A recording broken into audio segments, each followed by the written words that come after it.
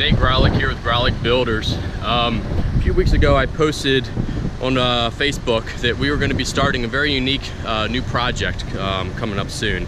And today is the starting day of that project. So I'm here on Maryland Avenue. As you can see, the ocean behind me, Atlantic Sands Hotel. We're on the ocean block. Tropical Storm Jose is causing it not to be a nice beach day today or tomorrow. But we're taking advantage of it not raining right now, and we are starting the project. I wanted to give you a little bit of history and a little bit of background on the project and explain what we're going to be doing to try to keep the old Rehoboth. I know that there's been quite a bit of attention on these projects, on these two houses. As soon as the red sign goes up, demolition sign, people are wondering what's going to happen to these old homes. They were built in the 1800s. It's the old town Rehoboth look, and I understand. So I wanted to kind of explain what we're doing. 12 Maryland Avenue has been in this family since the 1800s. The 14 Maryland Avenue was purchased by the family, which is right next door, in the 1970s. Both homes were built in the 1800s.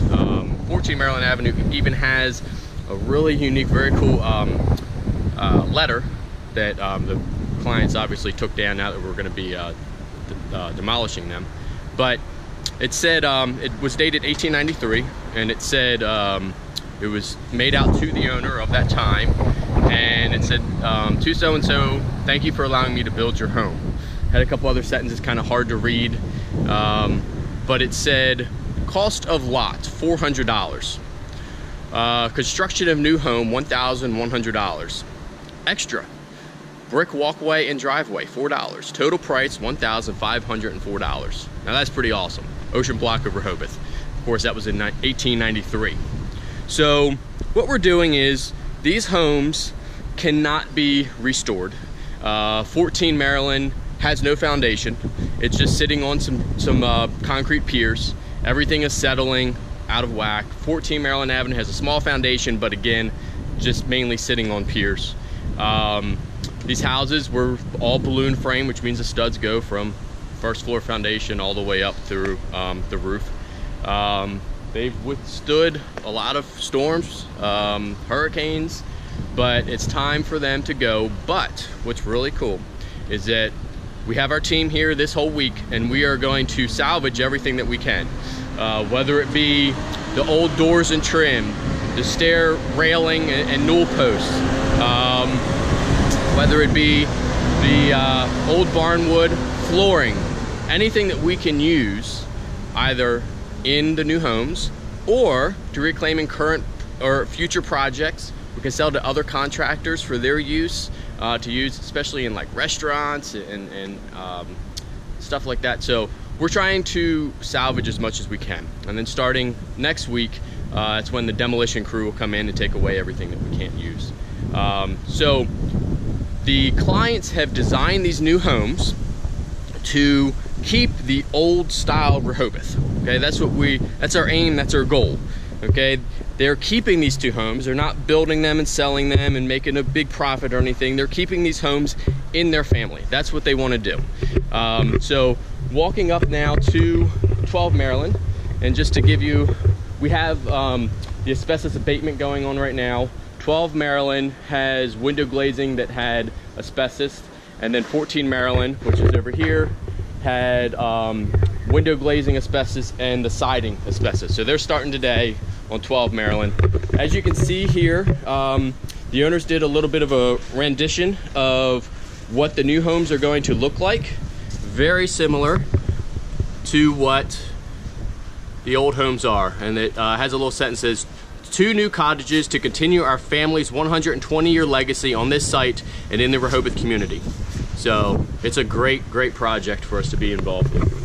So I'm going to take you around a little bit of the project, of the houses currently, and then kind of explain some things that we're going to be doing. And I'm going to continue to update throughout to explain the process. So here we are, as you can see, the classic big porches of Rehoboth.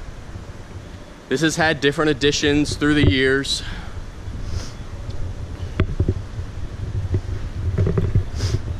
We had Habitat for Humanity come through the past week or two, restore. They have a local store here that they, you know, take appliances and cabinets and that type of stuff that they can sell at their store. It's a great program, and we took advantage of it. There's some garages, as you can see, a lot of it's overgrown.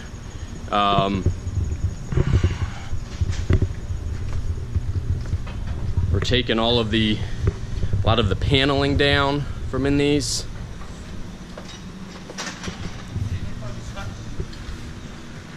Try to reclaim some of the old barn wood.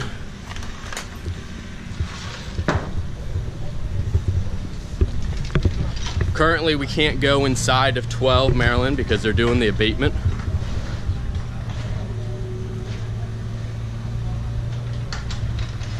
And I'll post some pictures of the plans as well, just so you can see some of the elevations and how we're really trying to keep the look. And we'll go over here. We can go inside of 14.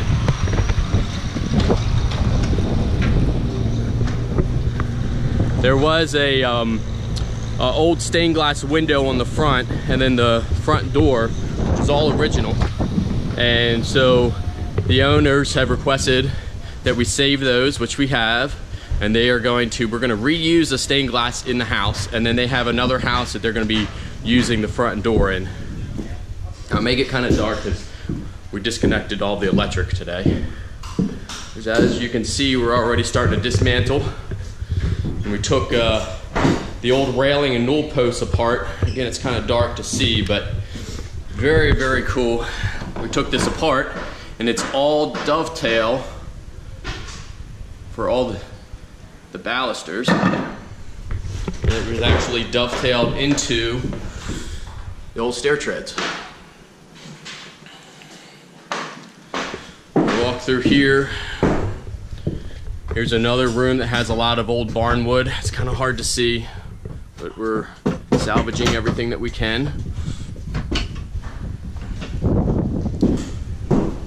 Take you upstairs. Of course, nothing's to code here. We have head height issues and all that, but it didn't matter back in that day. We've already started taking all the old doors off. We're going to take all the trim off. Try to save what we can. Go up into the attic here, which is amazing how these homes were constructed and just they withstood the time. But very cool.